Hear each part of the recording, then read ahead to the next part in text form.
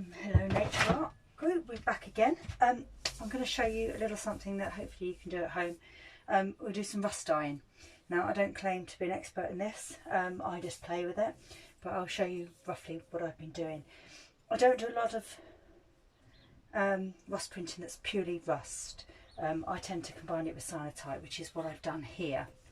This is a scarf I've done, but hopefully it will show you these beautiful rust marks that can be picked up. I mean, the blue is the cyanotype, and that sort of adds another dimension to it. But there's some beautiful little marks here done by the rust, and this one's got less blue on it, so you can see these beautiful marks here.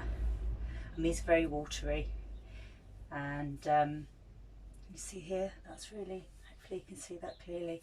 You can get some really lovely marks. I mean, you can get some very clear marks, so if you wanted the shape of your rusty item to show, you can do that as well, but I like playing and just getting these chance marks. So what I have done is I did something last week. It doesn't need a week necessarily, but I've just had this in my porch.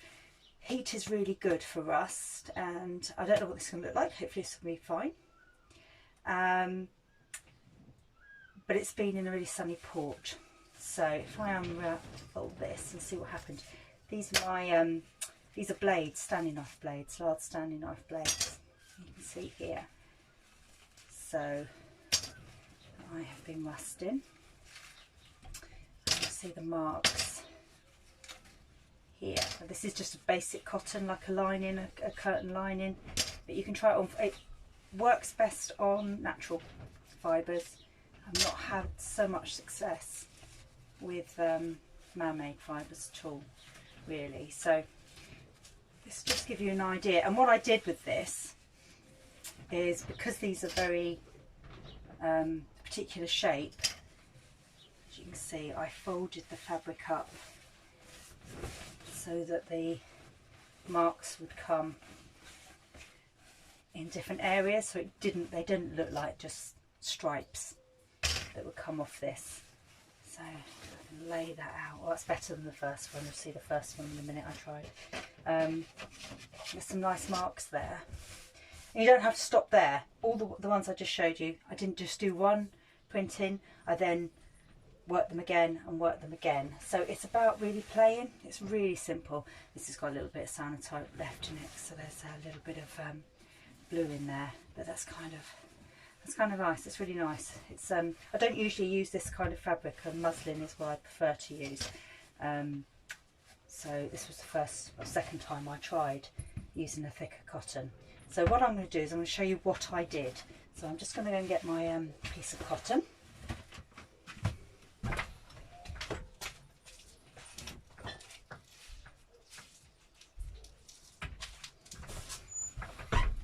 And I've just wet this, and you can see this has already got something on it, but it didn't take as well. This was the first one I tried, and it didn't take as well because my bits of metal had no fresh rust on them. It was all a bit tired, and I hadn't done very much to them. So what I'm going to use is these ones, which I have sprayed or soaked in vinegar. I've got a little spray here that I've just filled with, it's pickling vinegar, just white vinegar, and these are bits of bucket, and again more blades. I had loads of these blades because I used to use a really big knife for something I did, and I used to get a lot of the blades left over, and they rust really well. The other thing is, these are the shells of badge maker, of badges. Which I've got a lot of. I was given loads, and some of them had started to go rusty, so I used them. So you see, that's an old. And be really careful. Sharp edges. Be aware of sharp edges. Here are some bolts. They're quite nice. And what I've done, oh, there's a really nice old nail there. See, what I've done is I've sprayed them, or soaked them in the vinegar, and I've left them outside. And then I've put them in water and then taken them out of the water and left them outside. It's the air oxidizing, you know, you need the air for it. So I've just done a combination of vinegar, water, and just to get that rust up and running. And so what I am going to do is I'm just going to give them a quick spray with vinegar before I use them. And then I'm going to take my wet fabric, and as I say, I don't particularly, I have done it there where I've got these lines, but I am going to fold it in a different way. So just hang it down like this, and then what am I going to do? I might use the bolt first, and I'm going to wrap. And what I want is I want it really nice and tight so that the fabric comes into contact with the rust. So I've done that there, but then I want to add something else. So I'm going to add one of my blades, and I'm going to pop that on there, and I'm going to turn that back the other way. I might put another blade in there and then pull that really tight, and if there's an area, just but nice and tight. And then I've got one of these lovely round discs. I'm going to pop that on, and I'm going to pull that tight around. That's going to bend slightly, but that's fine. That's what I've been used quite a lot. And then if I can try and get this bit, oh, that looks quite nice, in, I'm going to put that up tight, and I might just bend that round and then pull again. Just be really careful with your fingers and this sort of thing, because you don't want to slice your finger on a rusty bit of metal.